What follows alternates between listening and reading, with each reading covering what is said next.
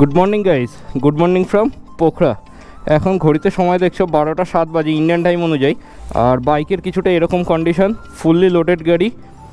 আর এখন ডেস্টিনেশন কোথায় সেটা আমি বলছি তোমাদের বাইকে বসে। তার আগে চলো হোটেলের এই দাদার সাথে একটু কথা বলে নিই, যে এই হোটেলে আমরা 2 दिन ধরে ছিলাম। दादा आपका नाम बता दीजिए, होटल का नाम बता दीजिए और phone number. Hotel the tranquillity in, state number 21 lake side. अच्छा, मेरा नाम राज गौतम है। मैं इधर का बॉस हूँ।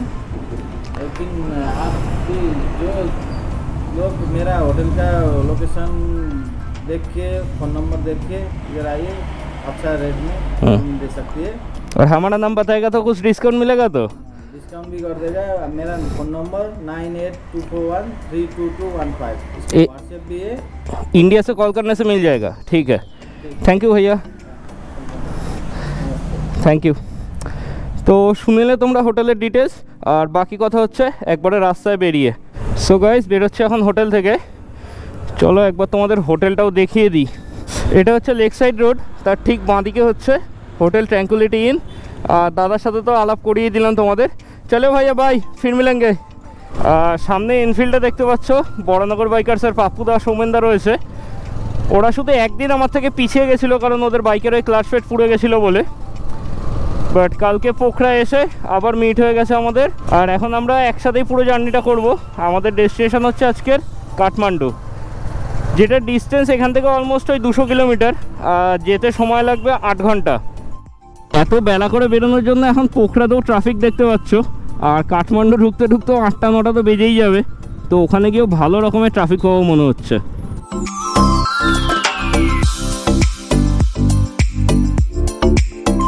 পোখরা সিটি থেকে বেরিয়ে এখন অলমোস্ট চলে এসেছি 35 কিলোমিটার। আর এখন রাস্তার কন্ডিশন দেখতে পাচ্ছ, অফ রোড কিন্তু শুরু হয়ে গেছে।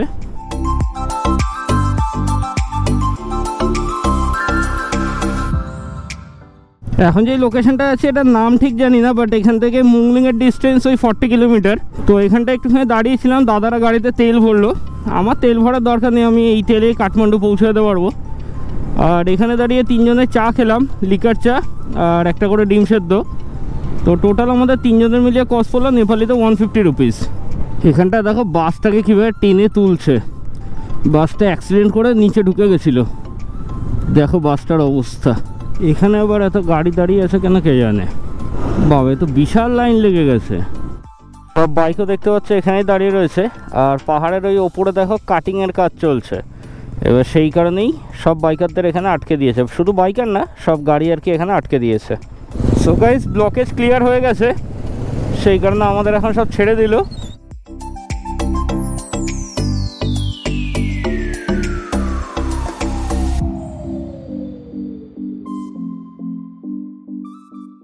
গাইস, এখন ঘড়িতে সময় হচ্ছে 4:04। আর আমরা এখন এসে পৌঁছেছি কিন্তু মুগলিংয়ে। এইটা হচ্ছে মুগলিংয়ের মোড়টা। সোজাই ওপরের দিকে যে রাস্তাটা চলে যাচ্ছে ওটা যাচ্ছে নারায়ণঘাটের দিকে। আর এই সাইডে যে রাস্তাটা এটা যাচ্ছে কিন্তু কাঠমান্ডুর দিকে। কাঠমান্ডু এখনও বাকি 110 কিলোমিটার। আর 5টা 5:30 অন্ধকার হয়ে যাবে, সেই কারণে আমরা খেতে আর দাঁড়াইনি। দিনের আলো থাকতে থাকতে যতটা রাস্তা কভার করে নিতে পারি সেটাই আমাদের সুবিধা হবে। এখন এখানে দাঁড়িয়েছি, হাতে নিয়ে নিয়েছি কলা। আর বাইকগুলোর কন্ডিশন একবার দেখে নাও তোমরা। দেখো, এই পর্যন্ত পুরো কাদা উঠেছে, চারিদিকে পুরো কাদায় কাদা। আর দাদাদের বাইকটা কালকে ওয়াশ হয়েছিল, তারপরে আজকে অবস্থা দেখো। বলো কেমন লাগছে? আচ্ছা, তোমাদের সাথে তো পরিচয় করানো হয়নি, একটু হাই করে দাও, তোমার নাম বলে দাও। আমরা এখন লেবু খাচ্ছি, জায়গাটার নাম মুংলিং, তো নেপালের লেবু কিনলাম এখান থেকে। তোমার নামটা বলে দাও। আমার নাম হচ্ছে প্রীতম নন্দী, ভালো নাম। আর এমনি নাম হচ্ছে পাপ্পু, সবাই পাপ্পুদা বলেই চেনে। আমার নন্দী পাপ্পু প্রোফাইল আছে। তো আমরা বড়নগর থেকে এসেছি, আর আমাদের একটা গ্রুপ আছে বড়নগর বাইকার। দাদা তোমার নাম বলে দাও। সৌমেন কর্মকার। আর এরকম রাস্তায় রাইড করে এক্সপিরিয়েন্স কেমন? অবশ্যই আসো মুস্তান, কারণ মুস্তান না আসলে অফরোড বুঝতে পারবে, কিন্তু প্রিপারেশন নিয়ে, প্রচুর প্রিপারেশন নিয়ে আসতে হবে। এমনি এসো না জেনে এরকম রাস্তায় যদি কেউ চলে আসে, মানে একটু অফরোডিংয়ের যদি কারোর কোনো নলেজ না থাকে তাহলে অসুবিধা হবে, কারণ মুস্তাং টাফ আছে। তো এখন এই কলা খাওয়া, লেবু খাওয়া, এই সমস্ত কিছু কমপ্লিট করে নিই, তারপরে বাইকে বসে আবার কথা হচ্ছে তোমাদের সাথে মোটো ব্লগিং সেটআপে। আবার স্টার্ট করলাম আমাদের জার্নি। আর বাকি তোমাদের যেমনটা বললাম 110 কিলোমিটার।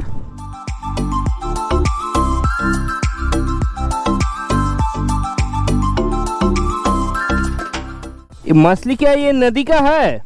हाँ, यहीं को था। ये कौन सा नदी है? त्रिशूली। त्रिशूली।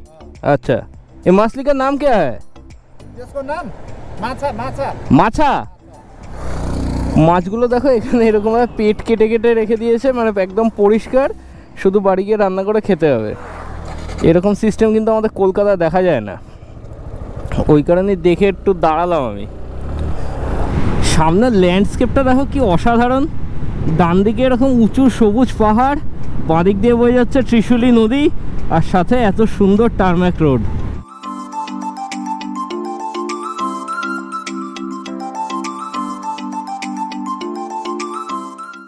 গাইজ এখন আমরা এসে দাঁড়িয়েছি মালিথু বলে একটা জায়গায়, আর এখান থেকে কাঠমান্ডুর ডিস্টেন্স হচ্ছে 76 কিলোমিটার। সকাল থেকে তো আমাদের কিছুই খাওয়া হয়নি, সেই কারণে এখন একটা রেস্টুরেন্টে দাঁড়িয়েছি আর খাওয়াটা অর্ডার করে দিয়েছি। আর এখানে স্পেশাল কিছু মাছ পাওয়া যায়, সেটা একবার তোমরা দেখে নাও। দেখো এখানে যা যা মাছ পাওয়া যায় সেগুলোকে এরকম শুটকি মাছ করে রেখে দিয়েছে। এখানে বিভিন্ন রকমের মাছ ভাজা রয়েছে, এগুলো তো চিংড়ি, এগুলো কি মাছ যায় না। তো যাই হোক, চলো ভেতরে যাই, খাবার আসুক, দেন কথা হচ্ছে আবার তোমাদের সাথে। গাইজ এখানে দেখতে পাচ্ছ আমাদের স্টার্টার কিন্তু এসে গেছে। পাপ্পুদা অর্ডার করেছিল চিংড়ি মাছ ভাজা। নেপালে এসে বহুদিন বাদে মাছ খাচ্ছি, চলো একটু টেস্ট করে দেখি কেমন খেতে। এইরকম হচ্ছে চিংড়ি মাছের সাইজ, আর সাথে রয়েছে আচার, ভালোই। আর এরপরে আমরা অর্ডার করেছি হচ্ছে এগ চাও না চিকেন চাও? এগ চাও। তো এগ চাও আসুক, সেটাও খেয়ে জানাচ্ছি তোমাদের কেমন খেতে। সো আমাদের এগ চাও এসে গেছে। এগ চাওয়ের সাথে এখানে একটা চাটনি টাইপের দিয়েছে। কেমন লাগছে খেতে? দারুণ দারুণ, দুধের পেটে সব ভালো লাগে, সব ভালো লাগে। সব ভালো করেছে। তো চলো, দাদারা খাওয়া শুরু করে দিয়েছে, আমিও খাওয়া শুরু করি, তারপরে আবার একবারে বাইকে বসে কথা হচ্ছে তোমাদের সাথে। খাওয়া দাওয়া কমপ্লিট করে এখন আবার জার্নি স্টার্ট করলাম। আর এখানে প্রন ফ্রাই, এগ চাও আর সাথে লিকার চা, এই নিয়ে আমাদের তিনজনের মোট বিল হলো হচ্ছে নেপালিতে 940 টাকা।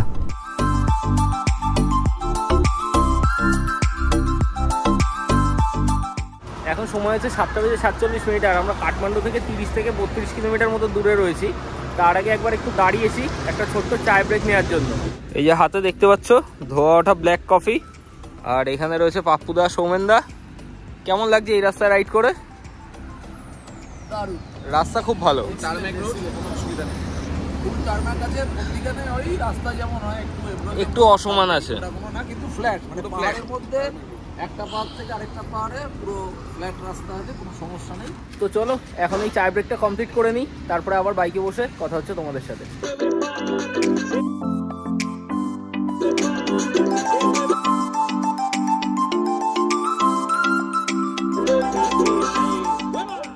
আমাদের আসলে এরকম স্মুথ রাস্তায় গাড়ি চালাতে যাতে খুব ঘুম পেয়ে যাচ্ছিল, আর সারাদিন খাওয়া হয়নি, তখন চাউটা খেয়েছি, তারপরে একদম স্মুথ রাস্তা, সো ঘুম চলে আসছিল।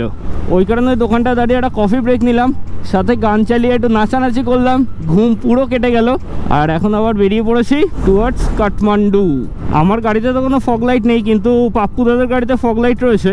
তো আমাদের রাস্তায় একজন পুলিশ দাঁড় করিয়ে বললো যে ফগ লাইট নিবাতে নেপালে নাকি ফগ লাইট অ্যালাউ না।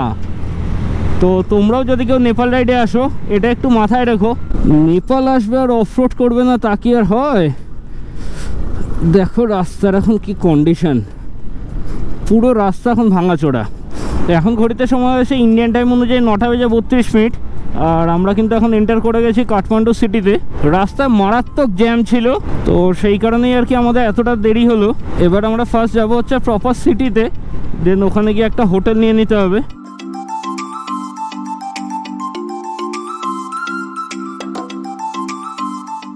সো গাইজ এখন ঘড়িতে সময় হচ্ছে 11:36। ঢুকেছি হোটেলে 11টা থেকে 11:10 মধ্যে, আর হোটেলের ডিটেলস আমি সব ডেসক্রিপশন বক্সে দিয়ে দিচ্ছি। এখন দেখতে পাচ্ছ রেডি হয়ে গেছি, কারণ যাবো হচ্ছে এখন খেতে। এত রাতে বাইরে গিয়ে আদৌ কিছু পাবো কিনা জানি না, ওই কারণে আগে তাড়াতাড়ি বাইরে যাই। ও তার আগে চলো তোমাদের একটু রুম ট্যুরটা দিয়ে নিই। এইটা হচ্ছে এন্ট্রান্স দিয়ে ঢুকে এখানে রয়েছে ওয়াশরুমে কোমোট রয়েছে, গরম জল আসে, আর এরকম 3টে সেপারেট বেড রয়েছে। আমরা 3 জন একই রুমে রয়েছি। টিভিও রয়েছে, আদৌ চলবে কিনা জানি না। এখানে একটা বসার জায়গা রয়েছে, আর ওখানে একটা বসার জায়গা রয়েছে। রুমটা বেশ স্পেসিয়াস, আর এই রুমটার আমাদের কস্ট পড়েছে নেপালিতে মাত্র 1500 টাকা। তো চলো এখন আর ঘরে বসে ভাট বকছি না, তাহলে আর রাতের আমার ডিনার হবে না, একবারে বাইরে যাই, দেন কথা হচ্ছে আবার তোমাদের সাথে। আমরা বেরিয়েছি এখন কাঠমান্ডুর মার্কেটে। এখনো কিন্তু মার্কেটে বেশ ভিড় রয়েছে, তবে দোকানপাট ম্যাক্সি আমি দেখছি বন্ধ। তো আমরা 3 জন মিলে এখন ঘুরে বেড়াচ্ছি, শুধু খাবারের দোকান খুঁজছি। সো গাইস দেখতে পাচ্ছ ফাইনালি এই দোকানটা থেকে আমরা খাবার পেলাম। এই যে দাদার হাতে সব খাবার রয়েছে। কি কি নিলে? আমরা নিলাম হচ্ছে চিকেন চাউ আর চিকেন মোমো। আচ্ছা, আর বেস্ট পার্ট হচ্ছে এই দাদার বাড়ি কিন্তু কলকাতাতেই। তো চলো দাদার থেকে একটু বাংলায় কথা শুনে দাও। নেপালে এসে বাঙালি পেয়েছি, এটার থেকে ভালো আর কিছুই হতে পারে না। দাদা আপনার নাম বতা দিজিয়ে। নমস্কার, আমার নাম মোহন। মোহন, হ্যাঁ। আচ্ছা আমি এই কলকাতা ছিলাম। আচ্ছা, আমার কলকাতা লেখাপড়া কোথায়? ওখানে।